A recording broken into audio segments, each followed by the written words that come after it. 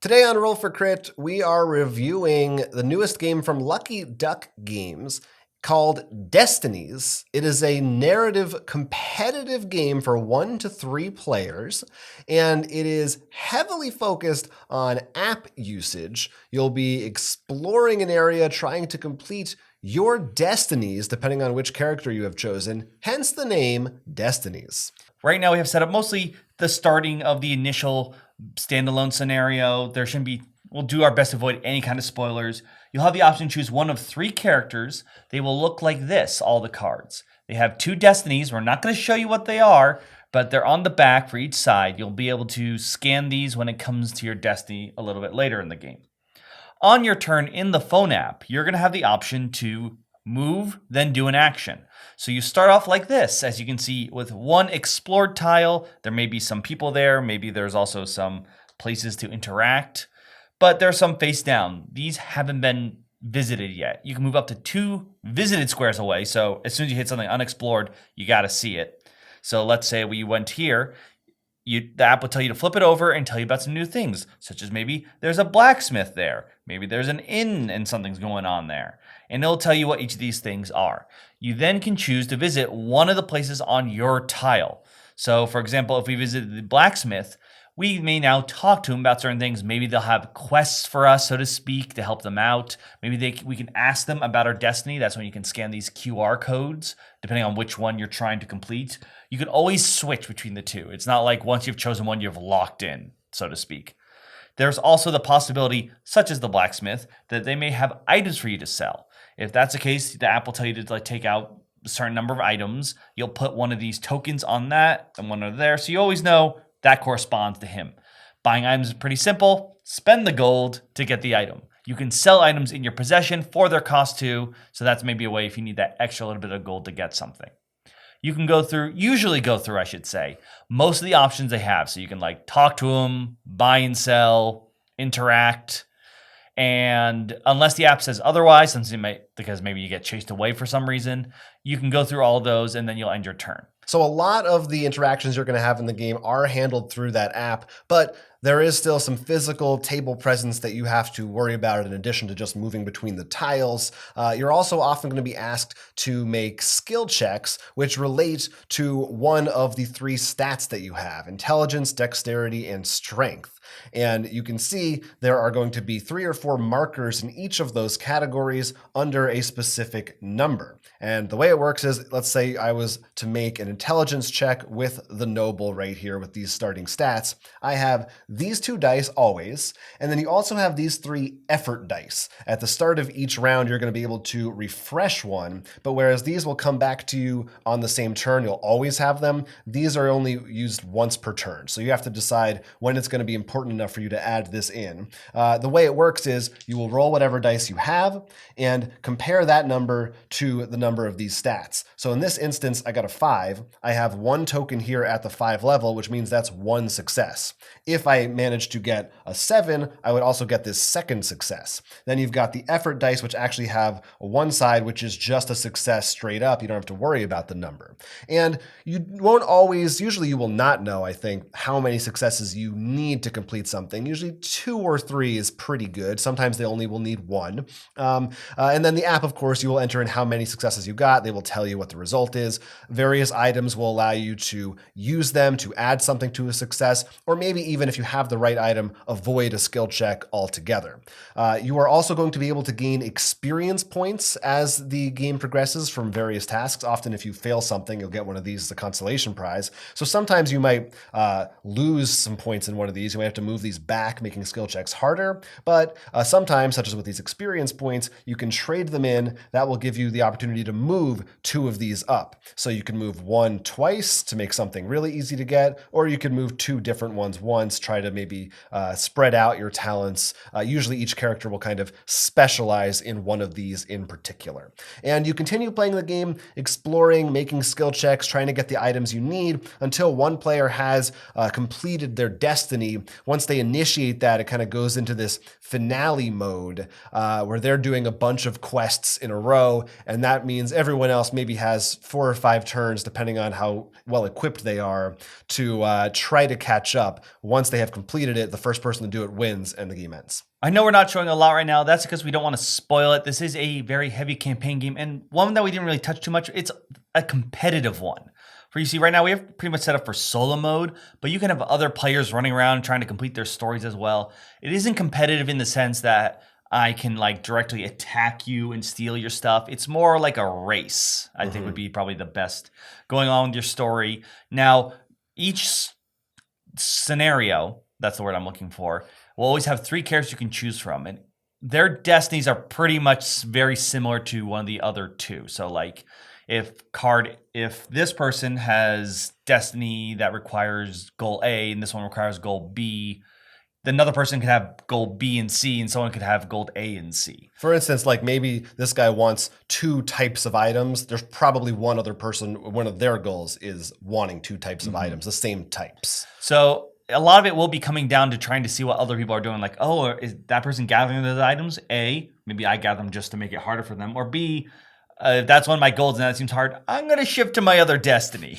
Right. That's also all dependent on being able to figure out quickly where to even get those items, for instance, because you'll be able to maybe, I don't know how much smarter people watching this are than I am, but you can kind of try to guess like, okay, I need like a tool. Oh, there's a blacksmith. He probably has tools for me to work on. Right. If I need a magical artifact, there's some abandoned ruins over there. Right. Maybe there's something hidden in there, but you never quite know. Something might not do it, and they try to spread things out. So I don't think it's common that like if you're playing competitively, you're not going to get totally locked out. There's usually like if one person found an item you wanted here, you're probably going to be able to find it somewhere else too, but it could slow you down. You might not find the other place. Right. Some of them are easier to pick up than others possibly. And I don't think usually, at least in our experience, it was even when that happened, it wasn't like the other person's like, yes, I blocked you from your goal. They're more like, huh, neat. Yeah. In our, I would not know. Like, I would be like, oh, I'm pretty close to my goal. I have no idea. He could be right there with me or at the very beginning, and it's just hard for me to gauge that. I guess once you've played a couple scenarios, you might start to kind of figure out what types of things they're going to usually be asking you for. And like we said, we played through, there's the solo, which is nice if you just want to do that, but there's also the campaign, which you can follow through with that. As long as you both hit that Destinies moment, it becomes that's when the race really becomes, because you're not searching anymore. You both know you're in that final run. So it's like, okay, I need to do this ritual now. Let me roll these dice. Oh no, I don't know if I completed it or not. Let's go past the next person. And then you're like, okay, I'm going to now scout the forest or something. Yeah. It really feels like, to me, it felt very cinematic, very much like a back and like in Star Wars when they're cutting between like the Death Star battle and the lightsaber battle or whatever it is. That can be really fun, but yeah, it is dependent on finding your goal. And I think it can be frustrating when your story just kind of stops. There's no climax. Right. There's no death scene. The annoying thing was, and this could happen probably, one could argue in any game, but I just had the worst luck in like, not just finding stuff, but like my dice rolls were terrible. Like I was just failing a lot of them. And it just turned out like, and you weren't trying to be mean. You were just, oh, I'm gathering this stuff and doing these things. I'm like, oh, those are both of my destinies. Like it wasn't even, you were trying to like, you were just like, well, I'm here. This is what I'm interacting with. Like, and it just worked out well. So like when you don't get close to your destiny, the other person does, that's when it really stings. Cause it's not the cinematic moment anymore. You're just like, well, I'm watching you. Yeah, I think it's a tricky thing to make a competitive narrative game, right? When it's this tied into everything, That said, the solo experience, what's really cool about it, it actually has 2 modes. There's I can't remember exactly what, like exploring mode, which is just like the multiplayer, except you don't have the other people, so you just get to explore the world. And then there's also the challenge mode, which you have a time limit in essence, which I think is much more akin to almost many other narrative games. But for me, who likes to play a lot of those single player open world video games, that Explorer mode's fantastic. Yeah. It's so much more of just, I get to play at my pace. I can search things.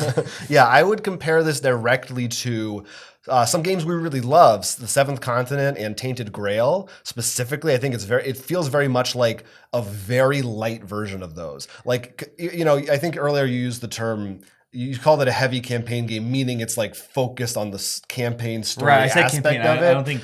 But it's not, I think in terms of the rules and mechanics, it's pretty light. And I Yeah. think I think that's because of the competitive nature. They didn't want to make things like, more than the luck of the dice and stuff, which when you then do the solo mode, it just feels more like playing a video game or a movie. It doesn't feel like I'm like, oh, I feel so stupid. I didn't gather that one item in the most, the most efficient way possible. It's that's also more just, the challenge mode. Yeah, it's very accessible. Non-gamers, I think, could pick this up pretty quickly. The app handles a lot of the stuff in the background for you. And yeah, it doesn't feel punishing. I mean, you can lose by falling behind, but you can't die. You can't No, they definitely be locked out. Some of the fails are less of failure, more of like, well, you passed.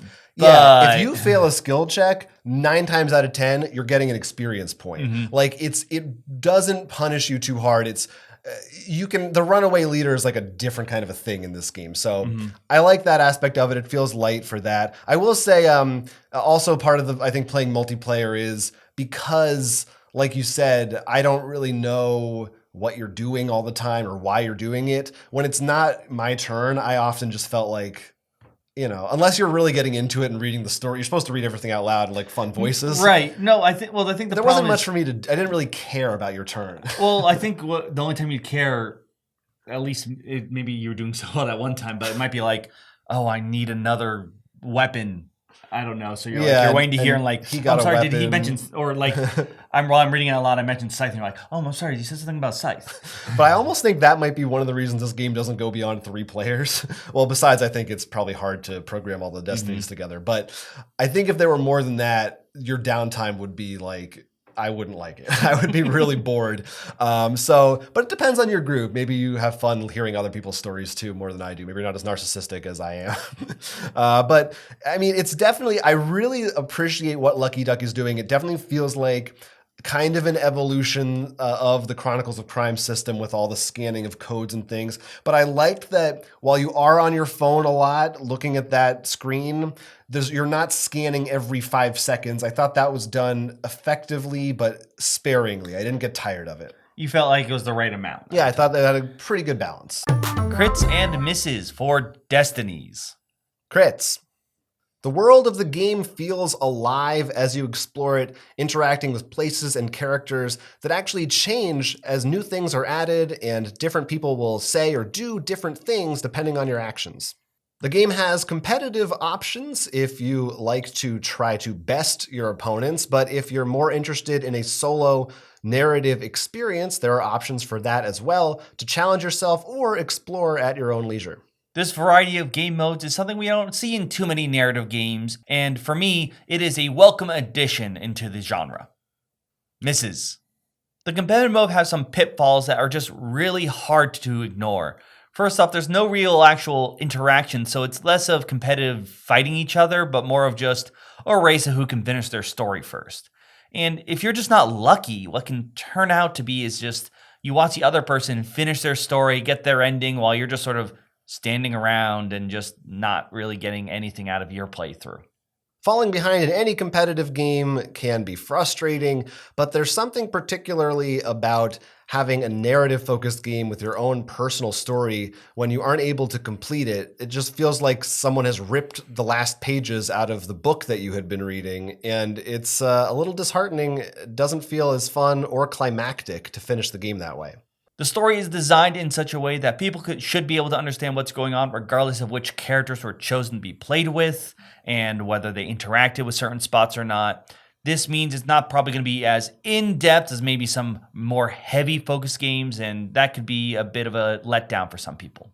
For a game with this much dialogue and text to read and this much of a focus on the narrative itself, the writing therein and the plot that you're following isn't terribly original or compelling. It's a lot of fantasy, medieval types of tropes that may not be as in-depth if you're looking for something with a really interesting story to follow and get hooked on. I've got very mixed feelings overall about this game. I'm definitely more on the side of I enjoyed my time with it. I love app games, which by the way, if you don't like app games, 100% you won't like this at all. But I like app integration. I think the scanning is cool. The skill checks are simple, but they work. It fits into the rest of the game well. And I really did enjoy, running around and exploring and everything and trying to complete my destiny. But there's also those issues of, again, the competitive nature of it just doesn't feel quite right with this style of game. And although, the writing I don't think is bad, in a week's time after I play, I'm not going to be thinking about the hooks of the characters that I interacted with or anything. And I do think for a game that it's a narrative game, I mean, that's the whole hook of it is the story. It's not as strong as I would like it to be. So there's aspects that I feel like I'm frustrated by that are kind of holding me back from fully loving it, but I do really like it. I think I like the story and stuff more. I just had more fun, in particular through the solo.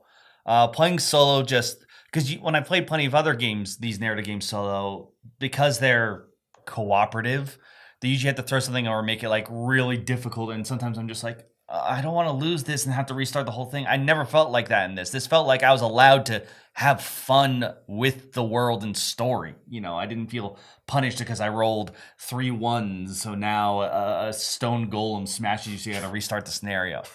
This didn't punish me like that. The competitive mode, it only sunk when you were really bad. I actually really loved it. When we had both were at the Destinies. I think if I was playing this competitive again and I hit my Destiny first, I'd be passing.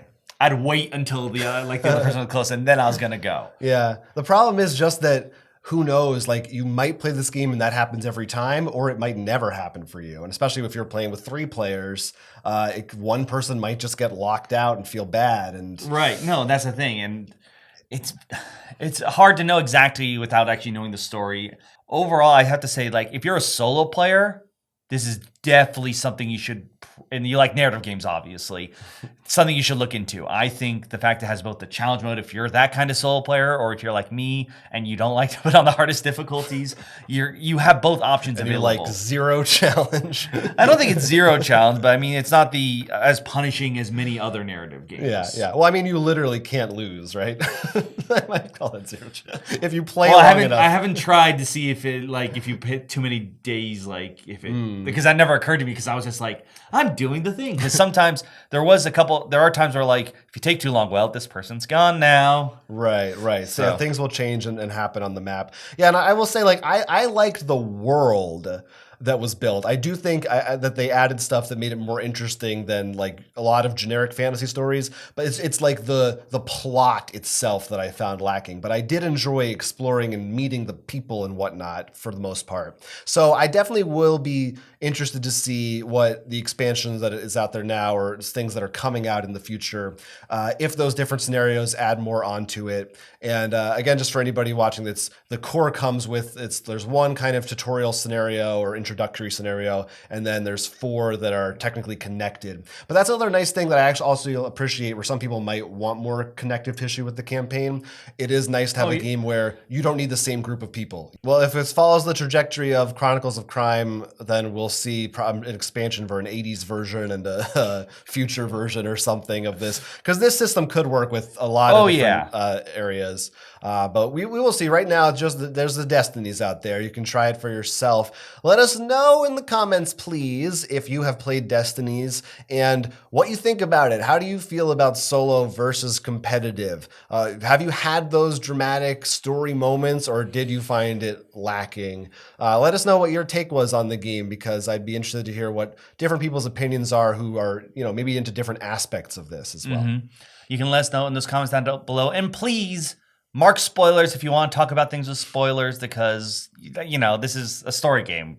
And especially competitive. Yes. You could ruin the race there. Yes. Make sure you don't just talk about, people's destinies, because that's, once you know them, you know them. Mm-hmm. You can do that in the comments. Thanks for watching the video. My name is Jonathan. I'm Will. And this was a Roll for Crit review. Thank you for watching this whole video. It means a lot. If you want to help support us more, of course, you can simply just click that like and subscribe down there. You can go to our Patreon or visit our merch store. Fun fact, if you're at the high roller tier in our Patreon, you actually get a discount for some of the awesome merch we have in our store. So check both out.